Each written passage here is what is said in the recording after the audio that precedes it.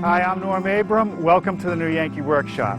Over the years, we've built quite a few chairs. We did a Windsor chair, a corner chair, a cigar chair, some outdoor chairs, and most recently, the improved Adirondack chair.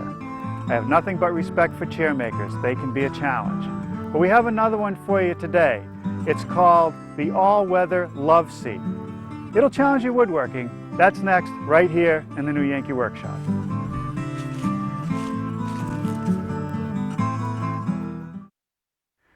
Today, it is not enough in your well-equipped outdoor space to merely have a good quality grill, a nice glass top table with a set of chairs. Oh no, and even having these solid wood chairs isn't enough. People want to spend time outdoors today around a fire pit like this, and they want to be comfortable. So more and more we're seeing upholstered furniture. Now, part of the success of this furniture is the fabric. You might have seen fabric like this on the bimini top of a boat or an umbrella. Very durable outdoors, resistant to the UV, waterproof, and can be easily cleaned. And when you put that fabric over a good piece of poly, you get a very comfortable seat. Now, to support the cushions, you need a good frame underneath it, and this one is made out of teak. There are plenty of slats here to support the seat as well as the backrest. So I think we should go back to the shop and build a nice bench like this. The only thing is, I'm going to have to leave this fire. Wonder who brought the marshmallows. Well, here's our version of that teak bench. I made a few slight modifications, but basically it's the same bench. This is a complicated project. The cross braces and the center leg at the front are the only straight parts. Everything else is either curved or flared or both. It's all assembled with mortise and tenon joinery, which is going to make it very strong. There are a lot of parts in this project, so it really screams out for templates. Now, I had to make my templates from scratch, and I'll take pity on you. We're actually going to make available full-scale templates for every part in this project. Now, the wood, it's teak, and that's really the proper choice for an outdoor project because it's durable, it's strong, and you don't have to maintain it. However, there are a couple disadvantages. A lot of the teak available today is old growth, and it's not sustainable. Also, it's harvested in a way that's bad for the environment. You want to make sure you get certified teak, which means it's from a managed forest. The other point is cost.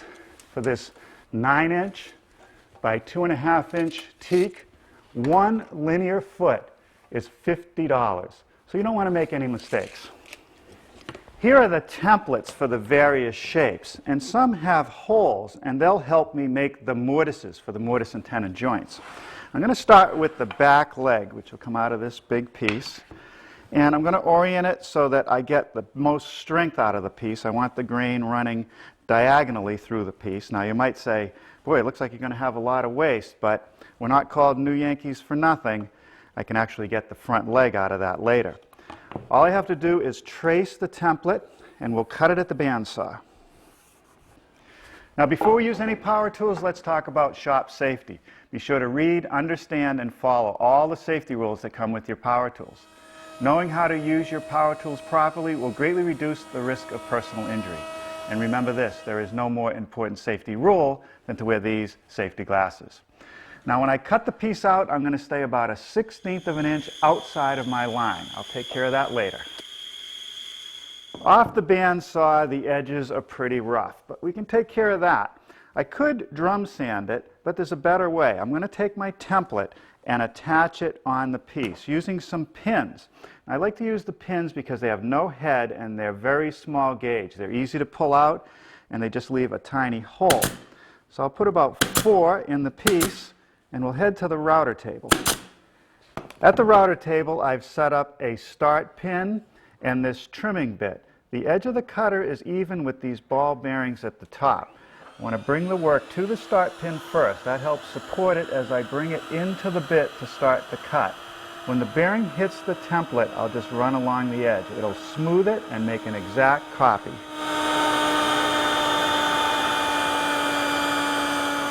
With the template still attached, I'm now going to cut the mortises. I've set up my router with a 3/4 inch outside diameter collar and a 1/2 inch upcut bit. An important part of this process is dust collection. I want to remove the dust from the mortise as I cut it. So I've attached it to the router. I'm going to route out as much as I can. Then I'm going to have to back it out because sawdust will build up in these corners, and that won't give me an accurate mortise. I may have to do it a couple times. All right, that's the mortises on that side of the leg. Now I can just pop off the template. Just use a small putty knife. Just get in there and pry it off. I want to go along to each pin. I don't want to break my template. Usually the pins will stay in the template, and they're easy to pull out from the back side with just a pair of pliers. That's the beauty of the pins. Okay, now I need to make one more mortise in this leg. I'm going to use this template. So I align this with the bottom, pin it, and we'll route it using the same techniques. Let's take a look underneath our prototype and look at the stretcher system. It's an X brace, half lapped in the middle, and you may think this is excessive, but it helps keep the bench square. Every place the stretcher meets the leg, I want a mortise, a 45-degree mortise. So I've made another jig, and I've actually set up the leg in this old cradle that I have. Here's the jig. It's just a piece of 2x4 cut at a 90-degree angle, and on top I have a piece of MDF. It fits exactly over the leg. I'll secure it flush to the bottom with a screw. I don't have a choice here. A pin would not work. I'm going to use the same router setup. The collar will guide around the inside of the template and give me the exact mortise I want. Okay, let's see how we did. Looks pretty good. Take it off. That's great. Here I'm laying out some of the pieces for the bench. And on this side, you'll note that the tenons have already been formed. But not to worry, this bench is a mirror image of itself. I'll be doing the same thing on all these pieces. If I take one of the back slats and match it up to one that we formed using the template, you can see that the overall length is the same. And the end is very precisely cut, and that again was a result of using the template. When I form the tenon on the end, I want to make sure that it's square to the end cut as well as the top or bottom cut. And that will give me a very precise fit into the mortises that I've made. There are several different sizes of tenon, small ones on these slats, larger ones on this rail. And as you can see, some of the shoulder cuts are different. Now, if I were to set up to make one style of tenon, I would make all those setups. It would take forever. What I'm going to do is set up for one particular cut, run as many members as possible, change the setup, and run another one. It'll go much quicker that way. Let's do the first one. Well, here's the setup. We're going to need a miter gauge, a stop block, and a rip fence.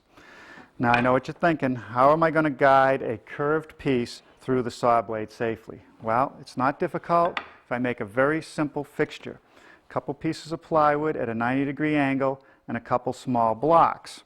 Now, I want to put it so that it's about 1/4 of an inch away from the saw blade, and I'll hold it to the miter gauge with some heavy spring clamps, and that will keep it from moving around.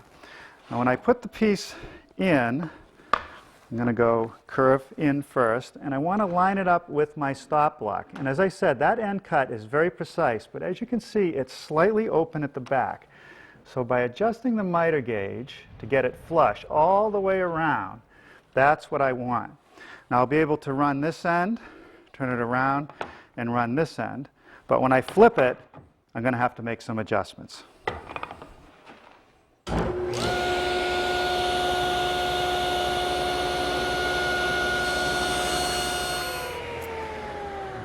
All right, now I'm going to flip the piece over so the curve is out. And I have to adjust the miter gauge because it's not hitting tightly. Swing it around right there. And now I can make the opposite shoulder cut. All right, that's those 4 slats. Next, I want to work on the top slat, which has a tenon running in this direction. So I need to make the cut deeper. I want to be 1/2 inch above my fixture rather than 1/4. So we'll raise that up, set it with my gauge, and make the shoulder cuts using the same technique.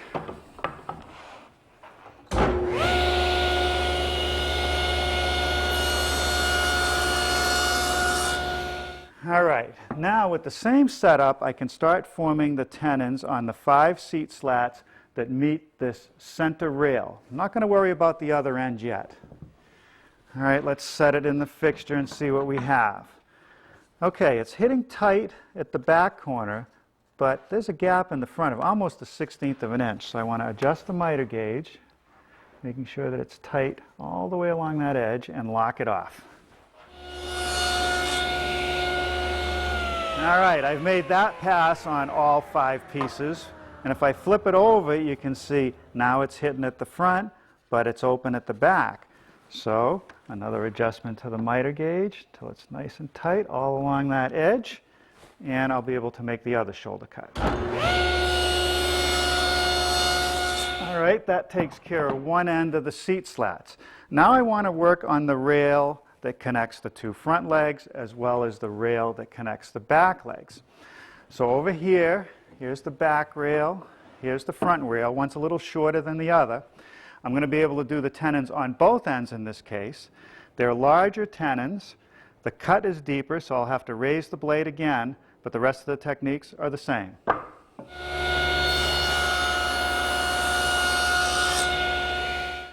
Well, now I'm ready to start the next series of cuts for the tenons, and now I'm using my tenoning jig. These are the back slats, and I want to make a cut on each side. I've set up the height of the saw to be 3/4 of an inch, and I've adjusted my tenoning jig to take off just the right amount of material. It's very important that the end cut sits tight to the table. That's what will give me accuracy. Well, now I've made the adjustments for the cheek cuts on these thick pieces, the front and back rails. I like to have the waste material fall to the outside of the blade. That means the piece has to sit on top of this base plate, and I have to raise the blade accordingly so it makes a nice clean corner.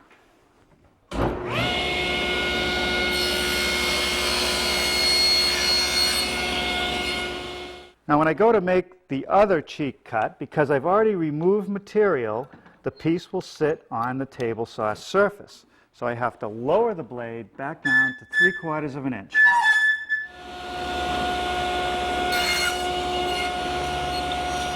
The tenons that I have to form on this end rail are complicated by the fact that the rail flares out at 4 degrees. Now if I flip the piece over, here's my 4-degree mark. 90 degrees would be straight across, 4 degrees is here. So I want to make this shoulder cut at the 4 degrees. I still have the fence and the stop block and my fixture, but instead of the saw blade, I have a dado set up. The dado is tipped to 4 degrees. That will give me the 4-degree angle that I want. It'll also make the cheek cut on the tenon 90 degrees to that 4-degree cut, which is ideal.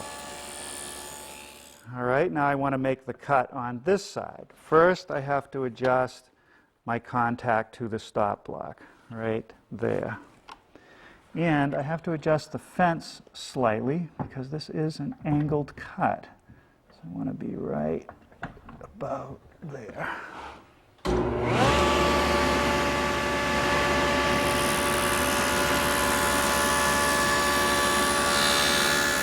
All right, that's that cut. Now for the second cut, you can see that my layout line is angling 4 degrees this way. My saw only tilts to the right. So now I have to move everything to the other side of the fence. Now with everything on this side of the fence, I have a slightly smaller fixture, but the procedure is the same. I want to adjust the miter gauge so that this fits nice and tight against my stop block and set the fence to just meet my layout line. Now I want to trim the tenon to the correct length, which is about 3/4 of an inch. To continue forming the tenon, I can make some more cuts at the bandsaw. I've laid out marks where I want to cut along this edge, and I'll complete that material removal with a cut aligning with the shoulders. You'll notice that I brought back the fixture that I used to make some of the cuts at the table saw. Now I've clamped it to the fence of my bandsaw, and I want to make the cheek cuts on the back slats.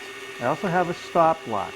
I'll make the cheek cut on that side on all 4 pieces, move the fence, and make the cut on the other side.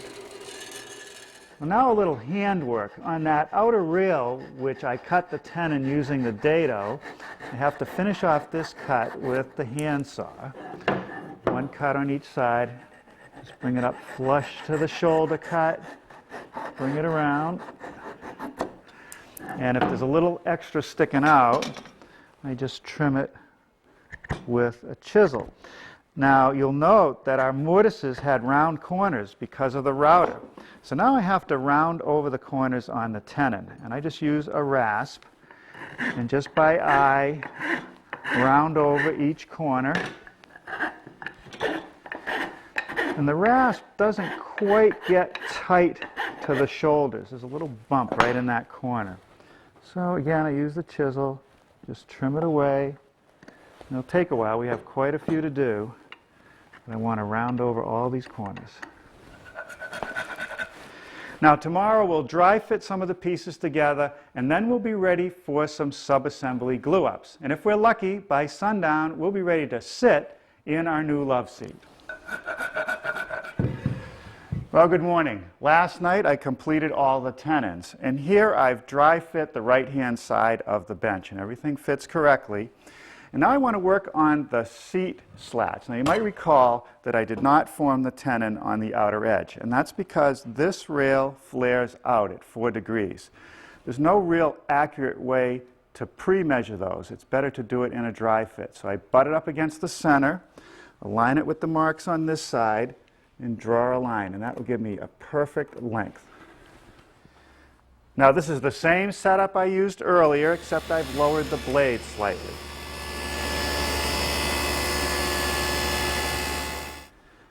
Now I've moved everything to the other side of the fence to form the other edge of the tenon. Here at the miter saw, I'm using the same fixture to hold the piece because it's curved, so I can trim off the excess. Now to complete these tenons, a little work at the bandsaw, some handsaw work, and finally the rasp, just as I did before. Well, I've dry fit all the pieces back together and the seat slats seem to be fitting fine. There's one more milling operation at this stage on this front leg. I have to form a tenon which will receive the arm. Well, we're almost ready for some assembly, but what I want to do now is round over the sharp edges wherever I can. You can't do that after assembly, so it's mostly the slats and some of the outer rails. Now I'm preparing the surfaces for glue. Teak has a natural oil in it, which means the glue won't stick, but a little bit of acetone will clean it off. We'll just let it evaporate and we'll be ready to go. Well, now for the glue. We're using a glue that we've had success with on other outdoor projects. It's a water cleanup glue, but it is waterproof when it's cured. It also has a relatively long open time, which is important when I'm trying to glue up a piece like this. There are a lot of pieces to put together before I'm going to get to the clamps. Now here's the hard part, and I'm going to need your prayers. I've got to get this sub-assembly onto the other half of the bench. Okay, that's good. Put one on the other end. Well, the same techniques, an acetone wash, some glue, some spacers and clamps, and this takes care of the front assembly. Well, here's the third assembly, all glued up, the seat slats. Now I want to take this and attach it to the back and the front assemblies without glue. All right, that's fitting together. I like that. Now, before we do anything else, I want to fit the stretchers down below. Well, let's take a look at our prototype and check out the stretcher system. They're half-lapped in the middle and they meet the mortises of the legs. Now, they're very difficult to lay out, and I found it easier to make a gauge stick like this, which will give me the length. I also can use it to get the bevel. If you take a look under the bench we're working on from the back side, it'll be a little bit easier to see what I'm going to do. I set the stick right up against the edge of that notch on each end. Then I take my bevel gauge, put it up against the stick, and then slide it until it fits that notch tightly. That's my angle. Now I can take it to a piece of stock and mark the angle for that back corner. I then take my gauge stick which is the right length, put it on the mark, and mark the length. Okay, let's see how it fits. Nice and snug, good tight fit. Now I need to lay out for the half lap. So I take my gauge stick once again and line it up with the edges of the other set of notches, making sure that's correct. Mark one side of the stick, then take a scrap of stretcher stock and mark the other side, and that's where I'll make the notch. With a pair of the stretchers clamped together and the marks aligned, I can use my bevel gauge to get the angle of the cut, which I need to transfer over to my miter gauge. I just put the one leg of the bevel gauge on the miter gauge and bring the bevel tight to the fence. And that should be just right.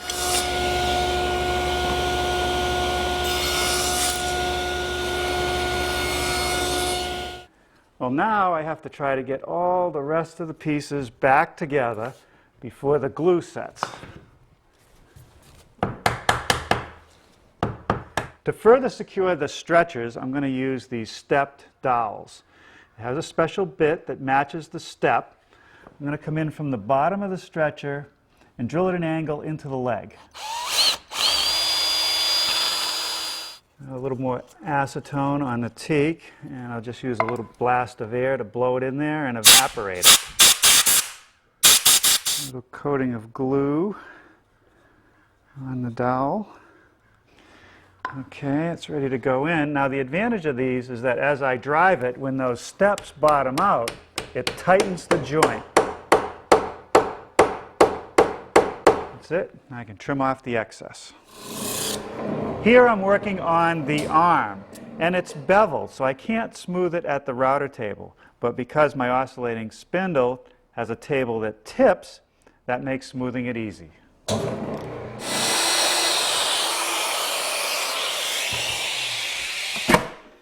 Now, just as before, I've routed a mortise in the bottom of the arm to fit the tenon I formed on the front leg. Cutting the arm to length is a bit of trial and error to get a nice tight fit where it meets the back leg. One of the things that helps is to have a mortise that's a little bit longer than necessary. That allows for some front to back movement until I get it a nice tight fit. Now I want to attach this with some dowels. Here's a doweling jig that I've set up on the end of the arm, and that will help me drill a straight hole. Now I've clamped the fixture to the back leg, and I'll drill the corresponding hole. Okay, now I'm going to glue in a couple of these dowels. All right, with all the glue applied, let's see if we can get it to come together.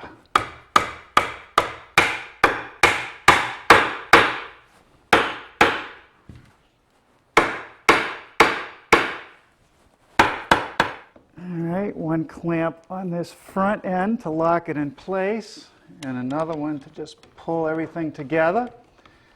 And hey, with this in, it's time to start thinking about fabric for the cushions. And here it is, one complete all-weather love seat made out of weather-resistant teak, complete with the cushions. Now some people may want to oil the teak, but I'm going to leave mine natural and let it weather. This will be a very useful outdoor project. Now let me show you what we're going to build next time. You ever see one of these? It's called a lolling chair. It goes way back in time to the beginning of our country and even earlier.